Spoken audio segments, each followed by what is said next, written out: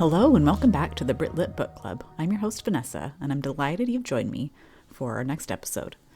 Before we dive in, grab yourself a cup of tea if you can. I'm sipping a delicate chamomile this morning, and there's something wonderfully appropriate and gentle about a pastoral tea as we venture into the Lake District to meet one of children's literature's most beloved authors. We've spent the last several weeks exploring the gritty realities of industrial England with Dickens and Gaskell. Today, we're leaving the smoky factories behind and heading to the countryside, to the world of rabbits and blue jackets, hedgehogs doing laundry, and ducks with bonnets. We're meeting Beatrix Potter. Now, you might think this is going to be a lighter episode after all that heavy social commentary. A sweet story about a lady who wrote a charming animal tale for children. But here's what I want you to understand today. Beatrix Potter was one of the most rebellious, unconventional, and brilliant women of her era. And she did it all while appearing to be a very proper Victorian lady. This is a woman who became a pioneering scientific illustrator before she was 20, who defied her parents to become a published author and successful entrepreneur, who bought thousands of acres of land in the Lake District and became a respectable sheep farmer, who helped establish the National Trust's conservation efforts, all while writing and illustrating some of the most perfect children's books ever created. So let's venture into the hills and valleys of the Lake District and discover the rebel hiding beneath that proper pinafore. Helen Beatrix Potter was born in 1866 into a wealthy upper-middle-class family in London. Her father, Rupert Potter, was a barrister who rarely practiced law because he didn't need to. The family lived comfortably on inherited wealth. Her mother, Helen Leach, came from a wealthy cotton merchant family. By all appearances, Beatrix could have lived a conventional Victorian lady's life: sheltered childhood, social debut, suitable marriage, domestic duties. But from the very beginning, Beatrix's life was anything but conventional. She and her younger brother, Bertram, were raised almost entirely in the third-floor nursery by governesses, seeing their parents mainly at scheduled times. This isolation, which might have damaged other children, gave Beatrix something precious: a freedom to develop her own interests without constant supervision. And her interests were remarkable. Beatrix was obsessed with nature. She collected specimens, beetles, butterflies, fossils, plants. She sketched everything obsessively, developing extraordinary skills as a natural history illustrator. By her teens, she was producing scientific drawings that rivaled professional naturalists' work. But here's where her story becomes really interesting.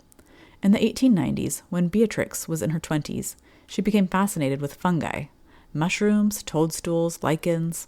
She collected hundreds of specimens, made detailed watercolor illustrations, and began studying their reproduction and growth patterns. She developed a theory about the symbiotic relationship between fungi and algae and lichens, a theory that was actually correct but wasn't fully accepted by scientists until decades later. In 1897, she prepared a paper on fungal spores for the Linnean Society, one of Britain's most prestigious scientific organizations. But here's the problem. The Linnean Society didn't allow women members. They wouldn't even allow women to attend meetings, to present papers. Beatrix's paper had to be presented by a male scientist on her behalf, and she wasn't permitted to be in the room. The scientific establishment essentially dismissed her work because she was a woman, and her hopes of becoming a serious scientist were crushed. This rejection could have ended her intellectual career. Instead, it redirected it.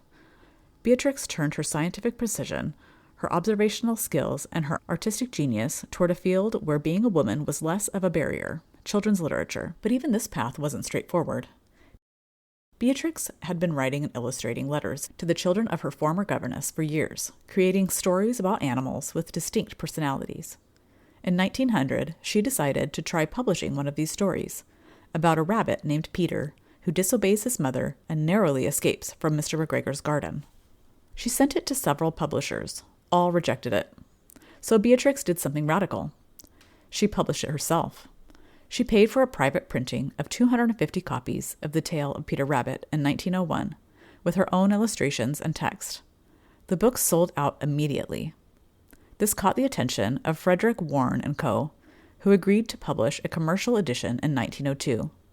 The book was an instant success, selling thousands of copies and making Beatrix both famous and financially independent for the first time in her life.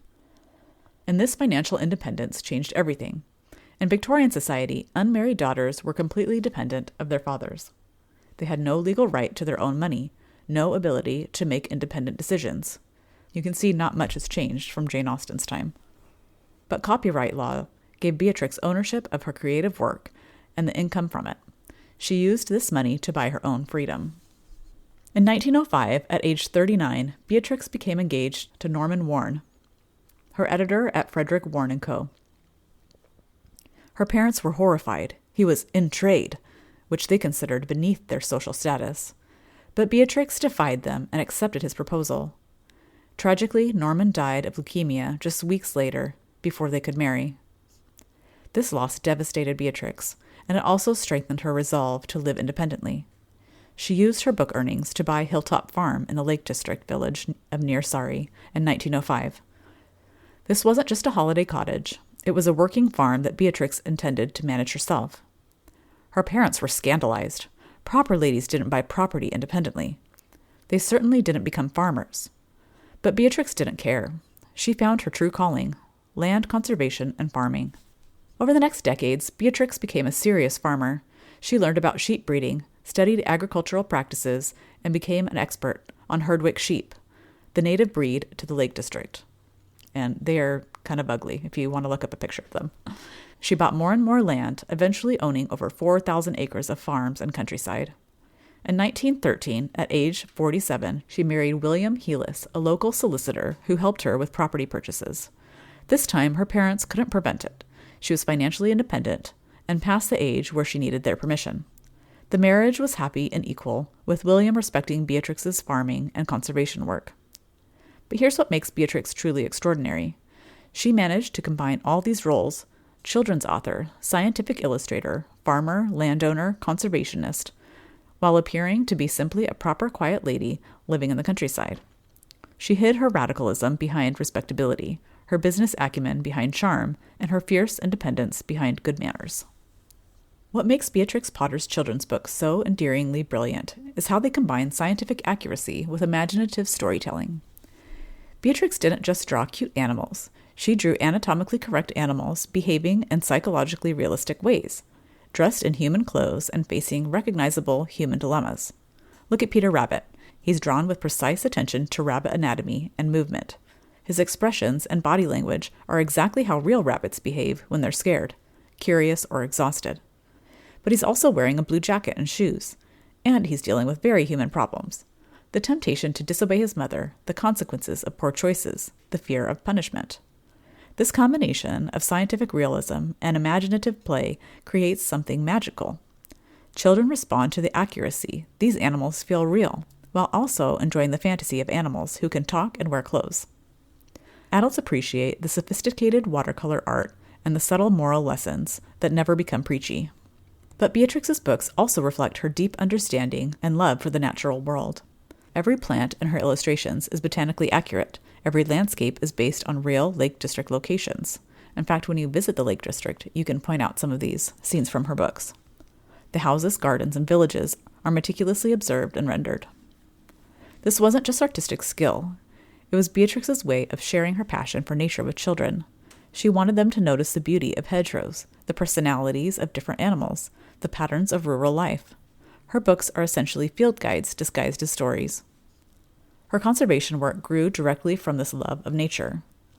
As the Lake District became increasingly popular with tourists in the early 1900s, Beatrix saw how development threatened the landscape she loved. She began buying farms and land, not just for farming, but to preserve them from development. She worked closely with the National Trust, which had been founded in 1895 to protect places of natural beauty and historic interest. Beatrix became one of the Trust's most important benefactors in the Lake District, buying properties and then either donating them or arranging for them to be transferred to the Trust after her death. Her will left over 4,000 acres to the National Trust, along with 15 farms and numerous cottages. She stipulated that the land should be maintained in traditional ways, with Herdwick sheep farming continuing to preserve the landscape. This gift formed the foundation of much of the National Trust's Lake District holdings, which now protect some of England's most beautiful countryside. But Beatrix's conservation philosophy was practical rather than purely preservationist. She believed in working landscapes, that farms should be productive while also maintaining traditional practices and protecting natural beauty. She wasn't interested in turning the Lake District into a museum. She wanted it to remain a living, working, rural community. This practical conservation approach influenced how the National Trust operates today. Instead of just protecting pretty views, the Trust manages working farms, maintains traditional building techniques, and supports rural economies. Beatrix's version of conservation as stewardship rather than preservation has become the dominant model. Let's talk about how Beatrix Potter broke barriers as a female entrepreneur. Beatrix Potter's business career is one of the most remarkable and underappreciated aspects of her story. In an era where women had limited legal rights and were expected to be financially dependent on men, Beatrix built a business empire that made her wealthy and powerful. The genius of her approach was that she controlled every aspect of her creative work. She wrote the stories, illustrated them, and retained the copyright. She was actually one of the first authors to create merch. When publishers wanted to create Peter Rabbit merchandise, toys, china, wallpaper, board games, she licensed these products carefully, maintaining quality control and ensuring she received proper payment. This was revolutionary for the time. Most authors, especially women, signed away their rights to publishers and received minimal payment. Beatrix understood intellectual property rights and insisted on contracts that protected her interests. She was essentially one of the first modern merchandising entrepreneurs, decades before Disney would perfect the model. She was also remarkably business savvy about production. She insisted on high-quality printing, specific color reproduction, and small book formats that children could hold comfortably. When publishers tried to cut costs by using cheaper materials or larger formats, she refused. She understood that quality was essential to her brand. Publishers thought the books should be larger, but Beatrix insisted children needed books they could manage independently. She was right. The format became one of the series' defining characteristics. Her farming enterprise was equally businesslike. Beatrix studied agricultural science, consulted with experts, and ran her farms for profit. She became a recognized expert on Herdwick sheep and served as president-elect of the Herdwick Sheep Breeders Association, the first woman to hold this position. She sold wool, bred sheep, bought and sold property, and managed tenant farmers.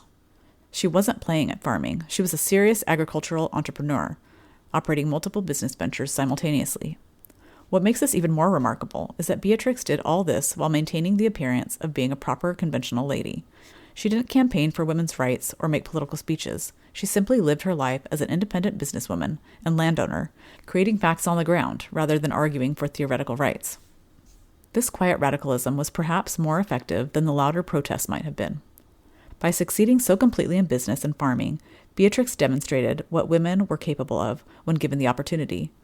She proved that women could be financially astute, scientifically knowledgeable, and effective managers without sacrificing femininity or respectability. So, why do Beatrix Potter's books continue to captivate children more than a century after they were written? What makes these simple stories about misbehaving rabbits and enterprising mice so endearingly popular? Part of the answer is artistic perfection. Beatrix's watercolors were masterpieces of precision and charm. Every illustration rewards close attention.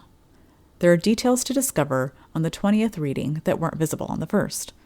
The colors are subtle and naturalistic, the composition sophisticated, and the characters expressive without being overly anthropomorphized.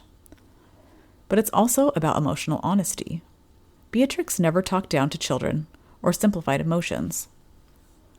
Peter Rabbit is genuinely frightened when Mr. McGregor chases him. Tom Kitten feels real humiliation when the puddle ducks laugh at him. The stakes in these stories feel authentic to children because Beatrix remembered what childhood emotions felt like.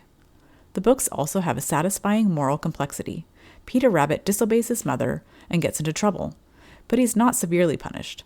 He just goes to bed without supper, while his good siblings feast.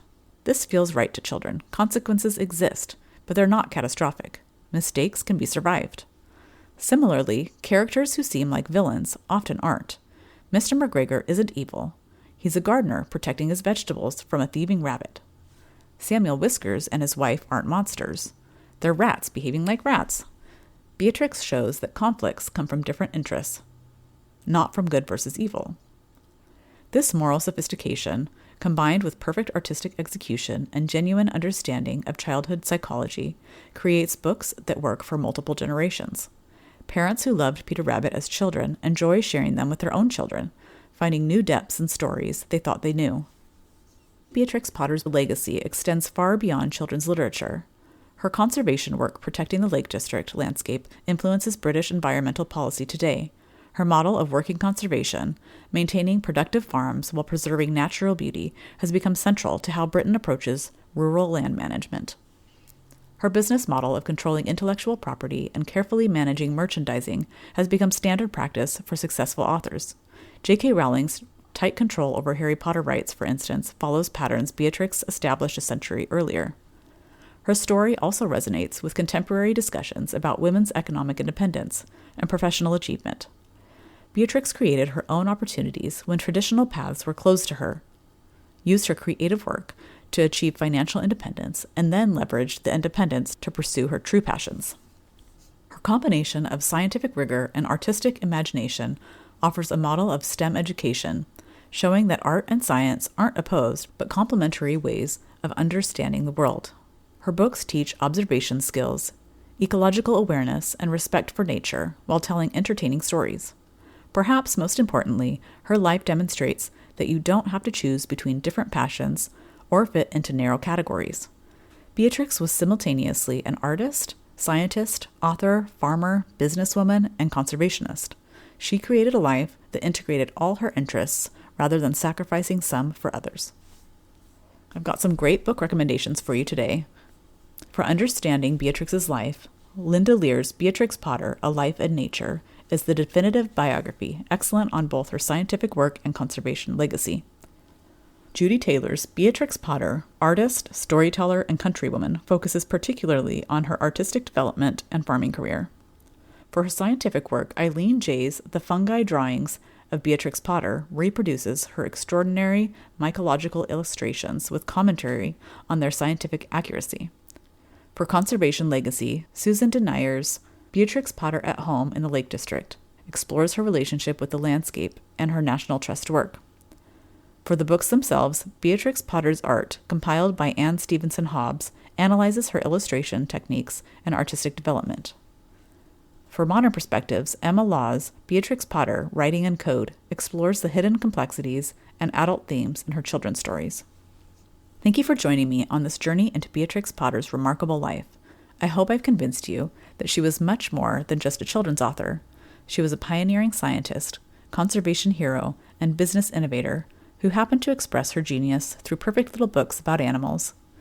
And if you'd like to walk the same Lake District paths that inspired Beatrix Potter's books, visit Hilltop Farm where she lived and worked, or explore the landscapes she helped preserve, you can find out more at thebookclubtour.com. Well, my tea's getting cold, so until next time, keep reading and stay curious.